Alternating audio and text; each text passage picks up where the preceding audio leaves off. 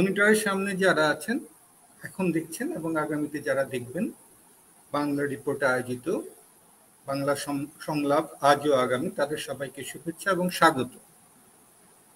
আজকে আমাদের সঙ্গে আছেন, যুক্ত হচ্ছেন কলকাতা থেকে এপার বাংলাদেশের এবং ভারতের পশ্চিমবঙ্গের জনপ্রিয় কলামনিস্ট এবং ডকুমেন্টারি ফিল্ম মেকার, চলচ্চিত্র নির্মাতা সৌমিত্র দস্তিদার। সৌমিত্র দা, স্বাগত আপনাকে। সবাইকে শুভেচ্ছা, ভালোবাসা, আদাব। ভালো থাকবেন সবাই। তারপর কেমন আছেন সৌমিত্র দা? চলছে কেমন? মানে আপনি যদি খুব আক্ষরিক করতে বলেন, তাহলে এই যে আমি আজকে কথা বলছি, আপনার অনুরোধ রাখতে হবে বলে আমার এখন 101 জ্বর। ফলে খুব ভালো আছি বলা যাবে না, তবে হ্যাঁ, আমি সবসময় খুব ফিট থাকার চেষ্টা করি, ভালোই আছি। এটা জ্বরটারে আমার খুব একটা কাবু করতে পারেন। আপনি কেমন আছেন? আমি তো দাদা আপনার এই জ্বর নিয়ে আমাদের সাথে যুক্ত হওয়ার জন্য মানে কি বলবো, কৃতজ্ঞতা জানাচ্ছি। না, আমিও তো খুশি কথা বলার জন্য। দাদা, কথা হবে সবকিছু, সৌমিত্রতা সবকিছু নিয়েই, বন্ধুজন হিসাবে কথা হবে, আড্ডা হবে নিশ্চয়। প্রথমে শুরু করি, আপনি তো বাংলাদেশের কাগজগুলোতেও লিখছেন, মাধ্যমগুলোতেও লিখছেন। দেশ রূপান্তরে বোধহয় প্রতি সোমবারে আপনার একটা কলাম যাচ্ছে, সেটা নিয়ে কথা বলবো। কিন্তু শুরুর আগে আপনার যে প্রথম পরিচয়, ফিল্ম মেকিং, একজন ফিল্ম মেকার, গুজরাট দাঙ্গা নিয়ে আপনার একটা চমৎকার ডকুমেন্টারি ছিল, আলোচিত ডকুমেন্টারি ছিল। এই যে গুজরাট দাঙ্গা নিয়ে যে ডকুমেন্টারি, এই গুজরাট দাঙ্গা কি পরবর্তীকালে ভারতের রাজনীতিতে এবং এখন পর্যন্ত ভারতীয় রাজনীতির একটা দিক পরিবর্তন করেছে, পাক পরিবর্তন করেছে, এমন কি মনে হয় কিনা আপনার, সৌমিত্রদা? প্রথম কথা হচ্ছে, আপন একটি স্পর্শকাতর বিষয় নিয়ে আপনি প্রথমেই আমাকে বলতে বলছেন, সেটা নিয়ে আমি যদি বলি তাহলে আমাকে অনেক কথা বলতে হবে, কিন্তু এটাও ঠিক কতটা কথা বলতে পারবো আমি সত্যি সেটা জানি না, আমি বিস্তারে বলছি না। তবে হ্যাঁ, গুজরাট বলুন বা পরবর্তীকালে অন্যান্য ডকুমেন্টারির ক্ষেত্রে, গুজরাটের ক্ষেত্রে তো ভীষণভাবে আমি কিন্তু তখন সত্যি কথা বলতে ভারতবর্ষের মাইনরিটি কেমন আছেন, সংখ্যালঘু কেমন আছেন, এগুলো যে আমার খুব বিশদে কোনো ধারণা ছিল তাও কিন্তু না। আমার মনে হয়েছিল আমাদের এক বন্ধু কেরলের গোপাল মেনন, ও একটি ছবি গুজরাট নিয়ে করবে বলে ও মানে আহমেদাবাদে গেছিল। আমি দেখলাম যে তখন তো যাওয়া উচিত, কারণ এরকম ভাবে একটা ঘটনা ঘটছে, আর একজন ডকুমেন্টারি ফিল্ম মেকার। এবং পরে যখন আলোচনা হবে তখন দেখবেন ডকুমেন্টারি করতে আসার পেছনেও এই যে ধরনের কন্ট্রোভার্সিয়াল বিষয়, কন্ট্রোভার্সিয়াল জায়গা, সেটা আমাকে ভীষণভাবেই টানে আর কি। তো যাই হোক, গুজরাটে যখন গণহত্যা শুরু হয়ে গেছে বলা যেতে পারে, দাঙ্গা শব্দটা আমি খুব একটা ইউজ করি না, যদিও তাতে অনেকেই আমাকে বলেন আপনি সাবধানে থাকুন, সাবধানে কথা বলুন। এখন দেখুন কত আর সাবধানে থেকে লাভ কি আছে। আমি সত্যি কথা বলতে আমাদের মহাশ্বেতা দেবীকে আমি বলি যে, মহাশ্বেতা দেবী, আমি এরকম যেতে চাই, কেন আপনার কি কোনো গুজরাটে কোনো যোগাযোগ কিছু আছে? মহাশ্বেতা দেবী আমাকে সঙ্গে সঙ্গে বলেন, তোমার বাচ্চাটা তো খুব ছোট, আর তোমার স্ত্রীও তো খুব বেশি বয়স নয়, বাবা মা এখনো বেঁচে আছে, তোমার কি মরার অন্য কোনো পথ নেই? তো আমি বললাম, দেখুন, আমি যখন ঠিক করেছি যাবো, আপনি আমাকে সাহায্য করতে পারবেন কিনা সেইটা আপনি বলবেন। তো উনি তখন বললেন ভাবছি, বলে রেখে দিলেন। পরের দিন সকালবেলায়, তখন তো অত মোবাইল টোবাইলের কিছু ব্যাপার ছিল না, পরের দিন সকালবেলায় উনি আমাকে ফোন করে বললেন, এক্ষুনি একটা নাম্বার লেখো, ও আহমেদাবাদে নেমেই তুমি ফোন করবে, ও হচ্ছে ওখানকার বেতাজ বাদশা, ও তোমাকে সমস্ত রকম সাহায্য করবে। এইটুকু একটা চিরকুটে একজন লোকের নাম নিয়ে আমরা একটা ছোট ইউনিট নিয়ে, আমার চেয়ে যারা তরুণ, তো তারা নিয়ে আমরা একটা টিকিট কাটলাম যে আহমেদাবাদ যাব বলে। এবং সেই টিকিট, ট্রেনে উঠে দেখি আমরা ছাড়া খুব একটা কেউই নেই, 3জন কি 4জন আছে, লোকজন নেই প্রায়। আর যারাও আছে গুজরাটে ঢোকার পর থেকে তারা কেউ নেই। সুরাতে গিয়ে দেখলাম প্রচুর ভিড় আর কি, লোকে সুরাত থেকে আহমেদাবাদ যাচ্ছে না আর কি। তো আমাদের খুব স্বাভাবিকভাবে, এখন যেমন বলছি তখন গা ছমছম করছিল। তো সেই সবজি আহমেদাবাদ স্টেশনে পৌঁছে দেখলাম, কেউ দেখে থাকবেন যে 47-এর দেশভাগের পর অনেকগুলো মানে ফুটেজ আমরা দেখি, বিভিন্ন সিনেমায় দেখি যে ট্রেনে করে মানুষ আসছে, প্ল্যাটফর্মটা খুব গিজগিজ করছে আর কি। হ্যাঁ, অ্যাপারেন্টলি কিন্তু মানে কিছু বোঝা যাচ্ছে না। তো তো আমরা যাকে ফোন করার কথা, সেই বেতাজ বাচ্চাকে ফোন করার সঙ্গে সঙ্গে তিনি আমাদের বললেন যে আপনারা এখনই পারলে এখনই নেক্সট ট্রেনে কলকাতা ফিরে যান, তার কারণটা হচ্ছে আমার বাড়ি আক্রান্ত হয়েছে। সুতরাং আমি তো আপনাকে কি করে কি করবো, আমি বরঞ্চ আপনার কাছে ক্ষমা চেয়ে নিচ্ছি। Hello, hello. শুনছি দাদা, বলুন, আপনি শুনছি, আমরা শুনছি, পরিষ্কার শুনছি। ফলে ফলে ফলে যেটা হলো, তো তখন আমি সত্যি বলছি, আমরা একটা যে ছোট টিমটা যেটা ছিল আমার সঙ্গে, তো তারা ইয়াং, তারা প্রথম এই ধরনের কাজে গেছে। আমারও আজকের চেয়ে বয়সটা অনেক কম ছিল, অত 22 বছর আগে, এই 20 বছর আগে। তো আমি জিজ্ঞেস করলাম যে কি করবি তোরা? ওরা হঠাৎ খুব জোরের সাথে আমাকে বললো যা হবে আমরা যাবো আর কি। তো সেটা একটা অভিজ্ঞতা। তারপরে আমরা যখন গেলাম, ধরুন নানান পুলিশের গাড়ি যাচ্ছে, মিলিটারি গাড়ি যাচ্ছে, কিন্তু মানুষের একটা ছোটাছুটি ব্যস্ততা আছে, এটা বোঝা যায়। তো আমরা কোনো জায়গায় হোটেল পাচ্ছিলাম না। তো হোটেল পাচ্ছিলাম না, তার কারণ বাইরে থেকে লোককে খুব একটা এন্টারটেন হোটেল মালিকরাও করছিল না, আর অনেকেই বারণ করছিল যে এটা করাটা ঠিক হবে না। তো যাই হোক, আমরা একটি হোটেলে উঠলাম, সেটা হোটেল না, মানে হোটেলই, কিন্তু সেটার সাইনবোর্ড টাইনবোর্ড তুলে রাখা হয়েছিল। তার কারণ হচ্ছে কখন কে আক্রান্ত হবে কে জানে। তো সে যে কোনো কারণে হোক, আমাদের উচ্চারণ, হিন্দি উচ্চারণে সে বুঝলো যে আমাদের বোধহয় আশ্রয় দেওয়া যায়। তো সেই লোকটি মালিক ও সেই ছিল। ঘটনাচক্রে সেটা একটা পুলিশ স্টেশনের উল্টো দিকে। তো ফলে আমরা ভাবলাম যে একটা নিরাপত্তা তো থাকবে। আমরা তখন কিন্তু বললো যে আপনাদের খাওয়ার ব্যবস্থা করতে পারবো না, আপনারা এখনই খেয়ে আসুন। তা আমি যখন ঘটনার কথা বলছি তখন 5টা বাজে। তো রাতের খাবারটাও বলছেন তখনই খেয়ে আসতে হবে। তো খেয়ে আসার পর থ্যাংক গড, আমি বলবো যে ওখানে একজন বাঙালি একটি মিলিটারি আমাকে বললো, দাদা আপনারা বোধহয় বাইরে থেকে এসেছেন, কলকাতা থেকে কি? তা আমি বললাম হ্যাঁ। বলে, আমিও কলকাতারই ছেলে, এই ঘটনাচক্রে এখন এখানে ডিউটি করছি, আপনি অত চিন্তা করবেন না, আমরা দু একজন বাঙালি আছি, আপনাদের আমরা যতটা সম্ভব রেস্কিউ করবো, আর এই খাওয়ার ব্যবস্থা করব। তো এরকম করতে করতে আর কি সে একটা দিন কাটতো। প্রথম দিনটা আর কি আমরা ছাদে গেলাম, আমরা ছাদের ঘরটা নিলাম, এবং ছাদ থেকে দেখলাম যে এন্টায়ার গুজরাট সত্যি তখন জ্বলছে আর কি, আক্ষরিক অর্থেই জ্বলছে। এখানে আগুন, ওখানে আগুন, ওখানে চিৎকার, ওখানে হাহাকার। সেটা তো আমাদের দেখে কেউ কারোর সঙ্গে কথা বলা তো ভালোও লাগছে না, আর খাবার টাবার খুব একটা ইচ্ছে করছিল না। তো তারপরে আমি কিছু পরের দিন সকালবেলা দু একজনের সাথে কন্ট্যাক্ট করি, আমি নিজেই চেষ্টা করে। তো কন্ট্যাক্ট করি, তখন ঠিক হলো যে ঠিক আছে, তারা কেউ কেউ আমাকে রেস্কিউ করবে, কেউ কেউ দরকার হলে শেল্টার দেবে, সিকিউরিটি দেবে, প্রোটেকশন দেবে, দিয়ে আমরা টিমটা যেন মুভ করতে পারি। তো সেই হচ্ছে প্রথম, আপনি বলতে পারেন যে গুজরাটটাকে কাছ থেকে দেখা।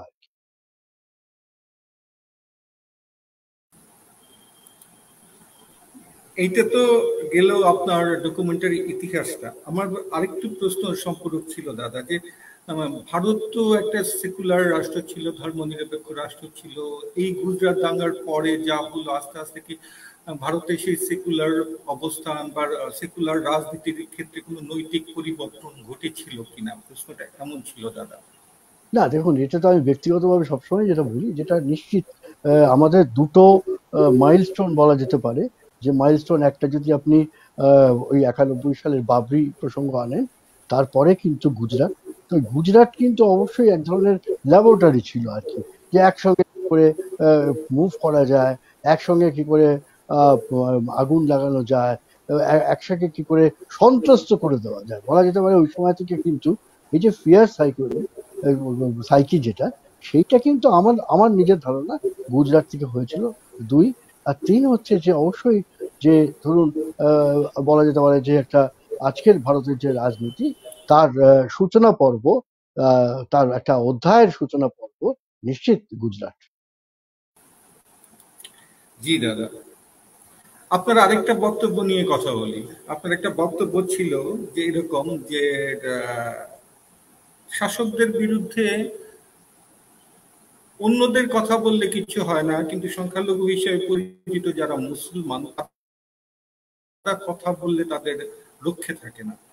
এই যে যে মানে প্রতিবাদের জায়গা, আমি আমার চাওয়ার জায়গা পাচ্ছি, এখানে যে একটা মানে সংকোচনের জায়গা, একটা চাপের জায়গা সৃষ্টি হয়েছে। আপনার কথাতে তাই মনে হয়। আসলে আসলে পরিস্থিতিটা কি, আমরা এদিক থেকে অনেক কিছুই বুঝতে পারি না। সমুদ্র তো, আপনি তো সরাসরি কথা বলেন, তাই সেই জন্য একটু পরিস্থিতিটা শুনতে চাচ্ছিলাম যে আসলে কতটুকু সত্য, যে আসলে কি এক ধরনের বিভেদ সৃষ্টি হয়েছে কিনা সেখানে। দেখুন, সমুদ্র। একটা জিনিস আপনাকে আমি প্রথমেই বলে রাখি, বা আমার যারা শ্রোতা তাদের বলে রাখি, যে আমাদের দেশের মুসলমানদেরও কিন্তু বাঙালি মুসলমান এক ধরনের, আর উত্তর ভারত বা কেরলের মুসলমানরা কিন্তু এক জায়গায় একভাবে থাকে আর কি। সেসব সমস্ত শহরে কিন্তু আপনি মুসলিমদের পাবেন, সে বুদ্ধিজীবী পাবেন, আপনি ব্যবসায়ী পাবেন, ডাক্তার পাবেন, পেশাদার অনেক অন্যান্য পেশার লোকজন পাবেন। কিন্তু কলকাতা বা পশ্চিমবাংলায় কিন্তু আপনি শহরে খুব একটা বাঙালি মুসলমানদের আপনি পাবেন না। এর পেছনে কিন্তু আবার ৪৭ আছে আর কি, হ্যাঁ, দেশভাগ আছে। সেটা অন্য আলোচনার বিষয় নিশ্চয়ই। কিন্তু হ্যাঁ, এটা তো ঠিকই যে দেখুন সব জায়গাতেই কিছু কিছু সংখ্যালঘুদের সমস্যা থাকে। এখন যেখানে দিন যাচ্ছে, আমি যেটা ভয় পাই, যেটা আপনি লেখাটা আমার বলেছেন পড়েছি, বা আপনি পড়েছেন বা অনেকে হয়তো পড়েছে, এটা ঠিকই যে একটা, ওই যে আপনাকে এক্ষুনি বলেছিলাম যে গুজরাটের পর একটা অদ্ভুত ভাবে যেটা ফিয়ার সাইকি তৈরি করে দেওয়া হচ্ছে, ফলে তারা ভয় পাচ্ছে। এবং অন্য মানুষের মধ্যে অনেকের মধ্যেই কিন্তু একটা ভুল ধারণা তৈরি করা হচ্ছে। একটা হোয়াটসঅ্যাপ ইউনিভার্সিটি বলে একটা আমরা চালু একটা ঠাট্টার কথা বলি, কিন্তু সেটা কিন্তু ঠাট্টা নয়। সেখানে কিন্তু আপনি দেখবেন যে প্রচুর গুজব ছড়ানো হয়, এবং সেই গুজবটা আমাদের অনেক পেশাদার বন্ধু, ধরুন খুব নামকরা ডাক্তার, খুব নামকরা ইঞ্জিনিয়ার, খুব নামকরা সোশ্যাল অ্যাক্টিভিস্ট, তারাও কিন্তু মাঝে মধ্যে বলে যে এটা কিন্তু ঠিক না, যে মুসলমানরা কি জঙ্গি নয়, মুসলমানরা কি টেররিস্ট নয়। এখন আমি তাদের বোঝাবার চেষ্টা করি, যারা টেররিস্ট তারা তো টেররিস্ট, যারা জঙ্গি তারা জঙ্গি। কিন্তু এই যে আম মুসলমান, আমি বিশেষ করে পশ্চিমবাংলার কথা বলছি, তারা তো খানিকটা ভীত সন্ত্রস্ত হয়ে থাকে। অনেকে বলেন যে না না, তারা তো ২৭%, ২৮%, তাদের ভয়ের কোনো কারণ নেই, বরঞ্চ তারা ঘেঁটো করে থাকে। এই যে প্রচার প্রচার করতে করতে করতে করতে কি হচ্ছে জানেন তো, এটা সমস্যা হচ্ছে যে এটা আমাদের বুদ্ধিজীবীরাও খুব সরাসরি বলেন না, বা বেশিরভাগ লোক বলেন না। এবং কিন্তু বাস্তব হচ্ছে তাই, বাস্তবটা হচ্ছে এই, যে আপনি দেখুন না, এটা তো আমার বলার কিছু নেই। আপনি দেখুন যে যে যে গুজরাটের তিস্তা কাজ করেছে, জুবের কাজ করেছে, রানা আয়ুব কাজ করেছে, যারা কাজ করেছে, ইনসাফ বলে একটা ভালো সংগঠন আছে, তারা কাজ করেছিল, গোপাল মেনন কাজ করেছে। তো এরা কেউ কিন্তু আজকে দেখুন তাদের সন্ত্রস্ত করে রেখে দেওয়া হয়েছে। তো আমার বক্তব্য হচ্ছে, যদি আপনি বললেন যেটা, এটা আমি বারবার বলি, সেটা দেশে বিদেশে আমি বলার চেষ্টা করি, যে ধর্মনিরপেক্ষ একটা দেশে সবার কথা বলার অধিকার থাকা উচিত। কিন্তু নেহরুয়ান যে সংস্কৃতিটা ছিল, নেহরুয়ান যে ভাবাদর্শটা খানিকটা হলেও ছিল, কংগ্রেসের সঙ্গে দেখুন আমার ব্যক্তিগত বা মানে মানসিকভাবে অনেক একটা দূরত্ব আছে। কিন্তু কংগ্রেস যে যে যে সেকুলারিজমটা কংগ্রেস করতো, সেইটা কিন্তু আজকে বলা যেতে পারে শেষ হতে চলেছে। এটা অস্বীকার করে কোনো লাভ নেই। সৌমিত্রদা, ভারত তো সাউথ এশিয়ার সবচেয়ে বড় দেশ, শক্তিতে সামর্থ্যে সব দিক দিয়ে বড়, বড় একটা গণতান্ত্রিক দেশ। সেইখানে যে একটা ওয়েভ, একটা এই ওয়েভ কিন্তু সারা দক্ষিণ এশিয়ায় ছড়িয়ে যায়। আপনি তো বাংলাদেশকেও দেখছেন, বাংলাদেশের কাগজে লিখছেন। আপনি কি মনে করেন না সেই ওয়েভটা আমাদেরও কিছুটা ক্ষতিগ্রস্ত করছে? ভীষণ ক্ষতিগ্রস্ত করছে। আমি আজকেই একজনকে বললাম, দেখবেন আমার একটা লেখাতেও বলি, যেটা আমার আজকে কি মনে হয় জানেন, যে দেখুন যে কোনো দেশের সরকারের কিছু নিজস্ব নীতি থাকে, ভালো হতে পারে খারাপ হতে পারে, সে বিতর্কে আমি যাচ্ছি না। কিন্তু আমি এই যে আমি আপনি কথা বলছি, অনেক ভুল ধারণা হয়তো পাল্টে গেলেও যেতে পারে। তো এই জায়গাটা আমাদের কিন্তু করা দরকার। মানে এখন যেমন গ্লোবাল একটা জিনিস তৈরি করা হয় সব সময়, আমার ঘরে আগুন লাগলে ডেফিনেটলি আপনার ঘরেও তার আঁচ লাগে, আপনার ঘরে আগুন লাগলে আমার ঘরেও সেটা আঁচ লাগে। কিন্তু এই যে তারা কিন্তু দেখুন একটা ক্রস বর্ডার জায়গায় পৌঁছে যাচ্ছে, তারা বলতে বলছি যারা এই রাজনীতিবিদ যারা এই কাজটা করেন।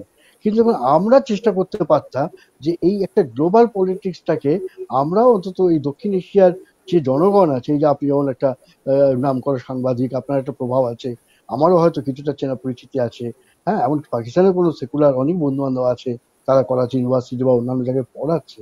কিন্তু তাদের যেটা আমরা একতা হয়ে থাকতে পারতাম, যে তাহলে কিন্তু আজকে হয়তো এত ভুল বোঝাবুঝি হতো না। আপনাকে আমি আপনার দেশের ক্ষেত্রে অনেক ক্ষেত্রেই বলি, অনেক জিনিস আছে আমার হোয়াটসঅ্যাপে আছে, আমার এতে আসে, যেগুলো কিন্তু ঘৃণা ছাড়া কিছু জন্ম দেয়। আমি সব জায়গায় গেছি, ধরুন আমি একমাত্র এখনো পর্যন্ত চট্টগ্রাম ছাড়া আমি স্বরূপকাঠি গেছি, বরিশালে গ্রামের দিকে গেছি, আমি যশোরের খুলনার বর্ডারে ৯৬ গ্রাম দেখেছি, ঢাকায় তো আমি প্রচুরবার গেছি, আমি নোয়াখালীতে গেছি, আমি কুষ্টিয়াতে গেছি, লালনের মাজার রাত্রির বেলা আমি দেখেছি, এবং আমি গ্রামের পর গ্রাম গিয়ে দেখেছি। দেখুন সাধারণ মানুষের মধ্যে কিন্তু বেসিক্যালি কোনো ঘৃণার জায়গা নেই বাংলাদেশে। আমি এখনো মনে করি যে সেইটা কিন্তু বাংলাদেশে এখনো হয়নি। কিন্তু অনেক জিনিস আছে যেটা আমার হয়তো পছন্দ হয়নি, যেটা আমি আগে সেভাবে দেখিনি, সেইটা বাড়ছে ক্রমশ। এটা তো হবে না। আপনি যদি ঢিল মারেন, আমিও ভাবো পাটকেল ছুরি। আবার আমি যদি ঢিল মারি, আপনিও ভাববেন তাহলে একে ছাড়বো কেন, একে পাটকেল মারি আর কি। এটা তো হবেই না, অবধারিত এটা। জি, সৌমিত্রদা, আপনার আরেকটা লেখা নিয়ে কথা বলি। এই সময়ে প্রকাশিত একটা লেখা, সাম্প্রতিক লেখায় ভারত বিষয়ে প্রশ্ন তুলেছেন, কোন অন্ধকারে চলেছে দেশের গণতন্ত্র? পুরো দক্ষিণ এশিয়ার গণতন্ত্র কোন দিকে যাচ্ছে আসলে, সৌমিত্রদা? না, না, আমি তো আপনাকে বলছি, সে তো আপনি যেমন আপনারটা বলতে পারবেন এবং হয়তো অকপটেই বলতে পারবেন, আমি আমারটা বলতে পারি। সে ভালো তো নয়। আজকের দিনের একবিংশ শতাব্দীতে আমাদের ছেলেমেয়েরা যেখানে শিক্ষার জায়গায় যাবে, তারা তারা নতুন নতুন কর্মসংস্থান হবে, কত আধুনিক চিন্তা ভাবনা নিয়ে তারা কথা বলবে। আপনি ভাবুন না, আমি কোনো একটা সময় কোনো একটা আমার ঠাকুরদার ঠাকুরদা বা ঠাকুরদাই হয়তো আমার বরিশালে আমার রুট ছিল, সেখান থেকে চলে এসেছে। আপনি যদি বরিশালকে ভালো বলেন, শয়ে শয়ে লোক কিন্তু উপদেশ দেয়, এবং তারা কারা? 18 বছর, 19 বছর, 20 বছর, 21 বছরের লোকজন। আপনাকে খেদিয়ে দেওয়া হলো কেন? আপনাকে অমুক কেন করা হলো আর কি? আপনি কেন অমুক করছেন? তার কারণটা হচ্ছে এদের মাথাটাকে একটা, ধরুন ফ্যাসিবাদের ক্ষেত্রে প্রথম কাজটা হচ্ছে মাথা থেকে সংক্রামক হয়ে যাওয়া। মাথা যদি নষ্ট হয়ে যায়, দেখবেন আপনার মাছ সম্পর্কে একটা কথা আছে, মাছে যদি তার মাথায় যদি পচন ধরে, তাহলে কিন্তু খুব বিপজ্জনক হয়ে সারা শরীরে সেটা ছড়িয়ে যায়। তা আমার দুশ্চিন্তাটি এই যে বাচ্চা বাচ্চা ছেলেমেয়েরা, তারা কি ব্যক্তিগতভাবে আমাকে বলছে? না। কিন্তু কথা হচ্ছে তাদের কাছে একটা ঘেন্না তৈরি হয়ে গেছে। আবার উল্টো দিকেও হয়তো আপনাদের ওখানেও কিছু কিছু লোক আমাকেও গালাগালি দেয়। হ্যাঁ, এখন সেই গালাগালিটা দিয়েও তাকে আমি বোঝাবার চেষ্টা করি যে তুমি ভারত সরকার, কি ভারত একটা শাসক দল এবং আমাদের মতো যারা সাধারণ মানুষ, তাদের তুমি এক করে ফেলছো। এইটা তো আছে, আমি তো আপনাকে বললাম যেটা আমাদের উচিত ছিল। আপনি যদি আমার ছবি গুজরাটের দ্বিতীয় পর্বটা দেখেন, দেখবেন অনেক 91 বছরের একজন গান্ধীবাদী পাঠক সাহেব আমাকে বলেছিলেন, আমি জিজ্ঞেস করেছিলাম, এটা 2003-এর কথা বলছি আপনাকে, আর আজকে হচ্ছে 2022। তো আমি বলেছিলাম যে পাঠক সাহেব, আপনার সাজেশনটা কি? এটা তো হচ্ছে, এটা হবে হয়তো, তাহলে করবো কি? উনি বলেছিলেন আমাদের একটা উচিত যে সেকুলার ব্রিগেড তৈরি করা, সেকুলার বাহিনী তৈরি করা। এবং এখনো বলি, আপনি যেমন লেখা পড়েন দেখবেন আমি এখনো বলি যে তোমরা, সবাইকে বলি, বামদের বলি, লিবারালদের বলি, যে তোমরা গ্রামে যাও। যে প্রশ্নগুলো উঠছে, ধরুন প্রশ্নগুলো কি ওঠে যেটা আপনি ভাবতেও পারবেন না। যেমন আমাকে একজন জিজ্ঞেস করি, আচ্ছা ওই ঢাকায় তো শুনেছি 5টার পরে মুসলমান মেয়েরা বেরোতে পারে না। তাহলে এটা আপনাকে কে বলছে? তা আমি শুনেছি আর কি। তারপরে একজন লিখলো যে আচ্ছা, বোরখা ছাড়া বেরোলেই নাকি ঢিল মারছে। তো এই যে ধরুন অদ্ভুত কিছু কিছু চিন্তা ভাবনা আর কি, এবং এই চিন্তা ভাবনা আজগুবি যে তত্ত্ব তৈরি করা হচ্ছে, সেই তত্ত্ব কিন্তু আমি বারবার বলি, এই তত্ত্বকে কাউন্টার করতে গেলে আপনাকে সত্যিকারের দেশের ছবিটা তুলে ধরতে হবে। সেটা বাংলাদেশ হোক, সেটা মায়ানমার হোক, সেটা ভারত হোক, সেটা শ্রীলঙ্কা হোক। আমি তো সবসময় বলার চেষ্টা করি যে দেখুন, বিকল্প মাধ্যম যদি আমরা গড়ে তুলতে না পারি, তাহলে কিন্তু এর থেকে আমি বাঁচবো না, আপনিও বাঁচবেন। দাদা, আপনি যে কথাটা বললেন, এর আগেও আপনার সাথে কথা হয়েছে যে বাংলাদেশের সম্পর্কে একটা ধারণা যে বোরকা না পড়লে বের হতে দেয় না, বা বোরকা না পড়লে ঢিল মারে। হ্যাঁ, যে সন্ধ্যার পরেই মানুষজন মানে ঘরে ঢুকে যায়, এরকম একটা অবস্থা। এই যে যে ধারণাটা পশ্চিমবঙ্গে যে বিশেষ করে কলকাতায় সৃষ্টি হলো, এর পেছনের কারণটা কি মূলত রাজনৈতিক না ধর্মীয়, কি হতে পারে? এটা কি কি কারণে দেখুন, বাংলাদেশ সম্পর্কে এরকম একটা ধারণা হতে পারে? ধর্মটা গৌণ, ধর্মটা একটা হাতিয়ার, কিন্তু আসল কথা তো অবশ্যই রাজনৈতিক এবং সামাজিক। দেখুন, বাঙালি হিন্দু মধ্যবিত্তের ক্ষেত্রে কাস্টিজম বা কমিউনালিজমটা চিরকালই ছিল। এখন আমরা এগুলো লুকিয়ে টুকিয়ে আমরা খুব প্রগতিবাদী হইটই, এবং বললে আমাদের এখানকার লোকজন খুব দুঃখ পায় বা খেপে টেপে যায়। এখন এইটা কি হয়েছে, এবার আপনাকে যদি কেউ হাওয়া দেয়, আপনাকে যদি বলে রোজ যদি জানো তো ওই সৌমিত্র লোকটা মোটেই সুবিধের না, তখন কিন্তু আপনার একবার মনে হয় তাহলে সৌমিত্রকে ঢুকতে দেবো কেন, সৌমিত্রকে তো আমি দাদা বলে ডাকবো না। তো এই যে বলছি তো, গুজব, যে কোনো দাঙ্গাতে আপনি যদি খোঁজ করেন, আপনি যদি পুরোনো দাঙ্গাগুলো খোঁজ করেন, দেখবেন যে গুজব একটা বিরাট ভূমিকা নিয়েছে। আর এখন তো প্রযুক্তির যুগ, এখন তো গুজব ছড়ানোটা হচ্ছে সবসময় সম্ভব, তাই না? সবসময়। ফলে মানুষ যে ভালো কথা শুনবে, ধর্মনিরপেক্ষ যেটা আপনি বারবার বলছে, দেখুন আমার তো বক্তব্য হচ্ছে এখানে অনেক গরিব হিন্দু আর মানুষ আছে, অনেক মতুয়া আছে, অনেক আদিবাসী আছে, অনেক দলিত আছে, এবং মুসলমান তো আছেই আর কি। এই আপনি কটা দলিতদের নিয়ে সিনেমা আপনি দেখেছেন আমাদের দেশে? একটা দুটো, যেটাও তাও হিন্দিতে হচ্ছে। বাংলা আমি কি করতে পেরেছি? আপনি কি নিজে আমার বলতে পারবেন? আচ্ছা দলিতরা, আমি বিহার গেছি, শোন আমি বিহারে শুটিং করতে গেছি, সেখানে আমার মনে আছে আমি ওই রণবীর সেনা বলে একটা সেনা তৈরি হয়েছিল, সেখানে বেলাউর বলে তাদের যে মূল ঘাঁটি, সেখানে আমি গেছিলাম। সেখানে গিয়ে দেখি একটা সূর্য মন্দির আছে। তো সেই সূর্য মন্দিরের সামনে ওই রামরুচি রাম এবং রাজকিশোরী দেবী, আমি দুটো নামও বলে দিচ্ছি, একটা তরুণ দম্পতি নতুন বিয়ে করে, শুধু মুরব্বীদের প্রধানদের পরামর্শ উচ্চ বর্ণের অনুমতি ছাড়া তারা রাস্তায় নেমেছিল বলে, জামা কাপড় পরে জুতো পরে, নতুন বিয়ে করা স্ত্রীকে নিয়ে স্বামী আর স্ত্রী হাত ধরাধরি করে। ফলে সেই কোট আনকোট সেই অপরাধে কিন্তু তখন তাদের গুলি করে মারা হয়েছিল আর কি। এটা তো সত্যি কথা। তো ফলে আপনি আপনি যদি বলেন না দলিতরা তো দাদা মার খাচ্ছে না, মার খাচ্ছে শুধু মুসলমান, তা তো না। তার মানে এখানে কিন্তু আবার দেখুন, মার খাচ্ছে কিন্তু সবচেয়ে বেশি বিষ ঢুকছে কাদের মধ্যে? সবচেয়ে বিষ ঢুকেছে হচ্ছে উচ্চ মধ্যবিত্ত, উচ্চ এলিটদের মধ্যে। আর মার খাচ্ছে কারা? সে অর্থনৈতিকভাবে যারা ঘটনাচক্রে পিছিয়ে আছে, সে আপনি মুসলিম বলুন, আদিবাসী বলুন, দলিত বলুন, প্রত্যেকের ক্ষেত্রে আপনি দেখবেন তারা অর্থনৈতিকভাবে সাংঘাতিক পিছিয়ে। অর্থাৎ অর্থাৎ সৌমিত্রদা, এটাকে আমরা এইভাবে মেরুকরণ করতে পারি যে এই দ্বন্দ্বটা, এই সংঘাতটা মূলত দুর্বল আর সবলের মাঝখানে। এখানে হিন্দু মুসলিম বলে আসলে কিছু নেই। যারা সবল কৌশলে ধর্মকে কখনো ব্যবহার করে, কখনো সম্প্রদায়কে ব্যবহার করে, কখনো গোষ্ঠীকে ব্যবহার করে, কখনো বর্ণকে ব্যবহার করে। মূলত সংঘাতটা হলো ক্ষমতা এবং ক্ষমতার বাইরে থাকা বা সবল বা দুর্বলদের মধ্যে, তাই কি? দেখুন অনেকটা, কিন্তু যে ঘেন্না ভেতরে ভেতরে 47 তার আগে পরে তৈরি হয়ে গেছে, নানান ভাবে বলা হচ্ছে। এই কালকে আপনাদের ওখানে একটা লেখা দেখছিলাম যে দেশ পত্রিকা নিয়ে, ওই সময় আপনাদের মুক্তিযুদ্ধের সময় দেশ পত্রিকা নানান বিখ্যাত লোকজনকে দিয়ে লিখিয়েছিলেন। তো সেখানেও দেখছিলাম যে আমাদের যারা মূলত বুদ্ধিজীবী, তাদের কাছে কিন্তু দেশভাগ নিয়ে অনেক যে অস্পষ্ট ধারণা আছে, তারা কিন্তু সেই পুরনো ধারণা নিয়েই তারা কথা বলে গেছে। ফলে ইতিহাসটাকেও ধরুন নতুন করে দেখলে এত ঘেন্না তৈরি হতো না।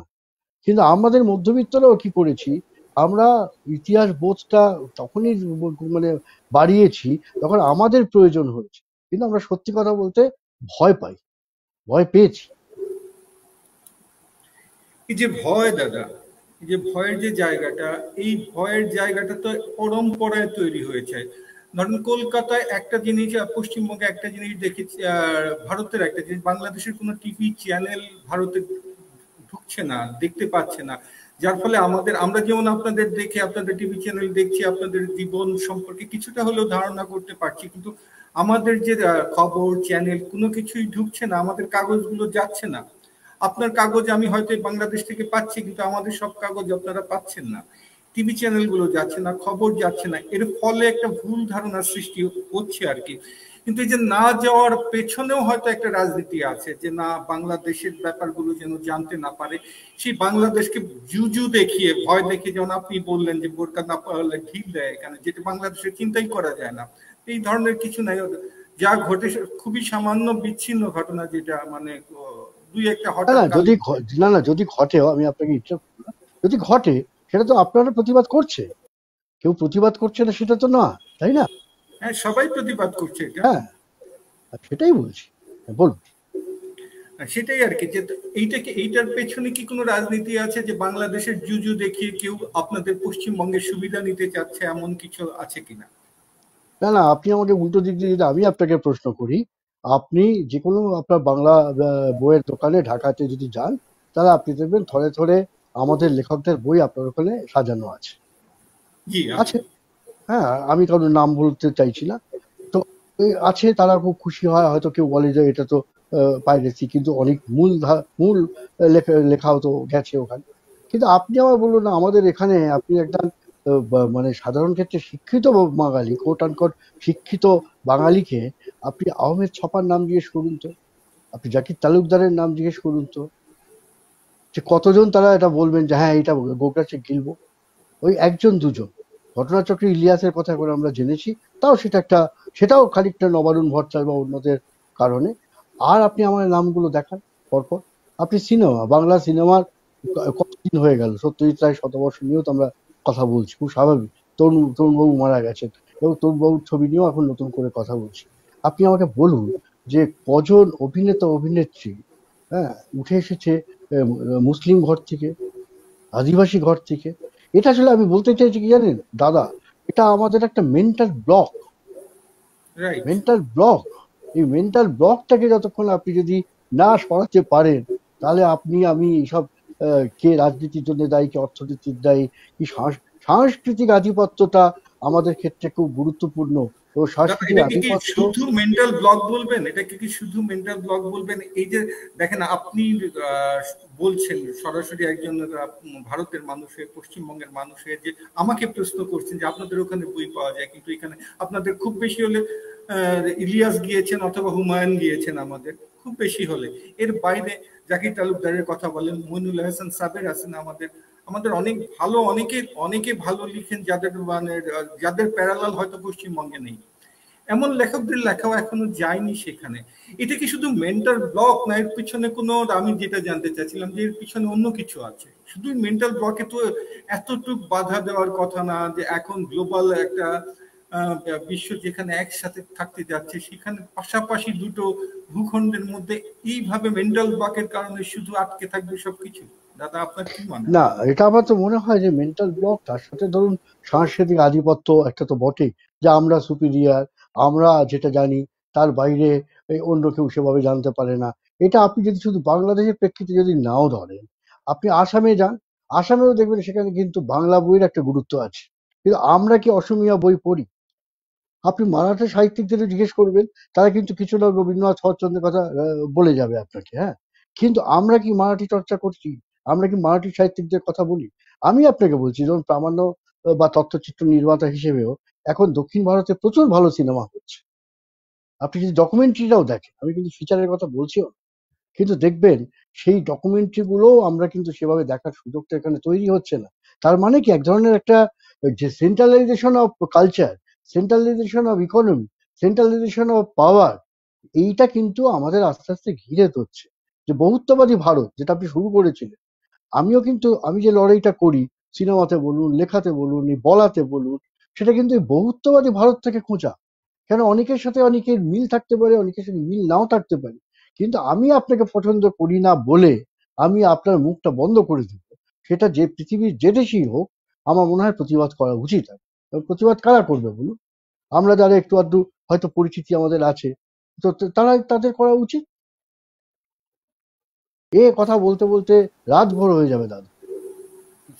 কিন্তু আমরা সবাই করছি না, তাই তো? আমাদের যাদের দায়িত্ব সঠিকভাবে পালন করছি না। আপনি না, এই আমি আমার নিজের দিকেই বলছি। আমি মূলত আপনাদের দিকে আঙুল তোলা চাইতে নিজেদের দিকে আঙুল বেশি তুলছি। আপনাকে কিন্তু আমি বলে দিতে পারি না আপনি কি করবেন না করবেন। আমি অনুরোধ করতে পারি, দাদা ভিন্ন প্রচারের কথা বলুন, ভিন্ন যোগাযোগ ব্যবস্থার কথা ভাবুন, ভিন্ন ভাবে, এই যে আপনি আমাকে ডেকেছে, এটাও তো একটা ভিন্ন আলোচনার পরিসর আপনি তৈরি করে দিয়েছেন। কিন্তু আমি মূলত আমার দিকে আঙুল তুলছি, এই এখন কারণে। এখন দাদা আমি আমাদের দিকে আঙুল তুলে বলি, আমাদের এখানে ঘাটতি কি আছে? আপনি একটু আমাদের ঘাটতিটা বলবেন, যে আমাদের, আমরা কি আন্তরিক কম কিনা আপনাদের সাথে? আমরা তো চাচ্ছি আমরা আপনাদের সাথে যোগাযোগ করতে, কিন্তু আমাদের আন্তরিকতার কোথাও ঘাটতি আছে কিনা, এই কথাটা যদি একটু দেখুন, বলেন। আমার ব্যক্তিগতভাবে আমি যতবার বাংলাদেশে গেছি, বিভিন্ন জেলায় গেছি, বিভিন্ন ব্লকে গেছি, এতে উপজেলায় গেছি, আমার কখনো এটা মনে হয়নি যে আপনাদের কোনো আন্তরিকতায় ঘাটতি আছে। তবে হ্যাঁ, ইদানিং আমি দেখছি, আমি বরিশালে গেছিলাম, আমি নাম বলবো না, সেখানে কিছু কিছু ওয়াজ মেহফিল আমার শোনার সুযোগ হয়েছে। আমি এখানেও ওয়াজ মেহফিল শুনি, ওখানেও আমি ওয়াজ মেহফিল শোনার চেষ্টা করেছিলাম। সেখানে কিন্তু কিছু কিছু ভাবে ওই একই ভাবে কিন্তু, যে মানে গালাগালি দেওয়া হচ্ছে, একটা নির্দিষ্ট কমিউনিটিকে গালাগালি দিচ্ছে। ফলে কি হয়েছে, যে তাদের মধ্যে একটা আতঙ্ক সৃষ্টি হচ্ছে।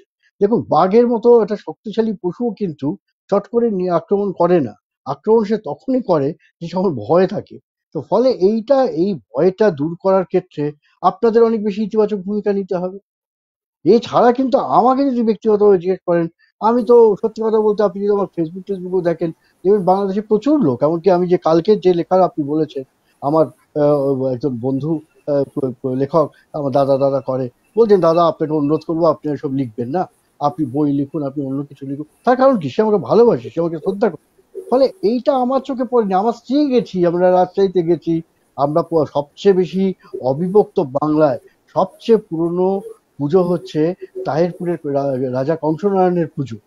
এবার এই কংসনারায়ণের পুজো দেখতে আমি আর আমার স্ত্রী কিন্তু গেছি। তো যথেষ্ট আন্তরিকভাবে আচ্ছা পেয়েছি, আচ্ছা। হিন্দু কমিউনিটি, মুসলমান কমিউনিটি সবার মধ্যে।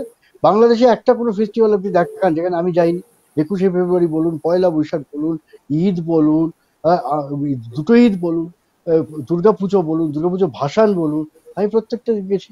কিন্তু সেখানেও আমার কখনো কখনো মনে হয়েছে যে আমাদের কমিউনিটিরও বোধহয় কোথাও একটা মানে তৈরি হচ্ছে যে এটা আমরা হলে আমরাও পাল্টা করব। হ্যাঁ, এই পাল্টাটা যে কি পাল্টা করবে, এইটা কিন্তু খুব চিন্তার বিষয়।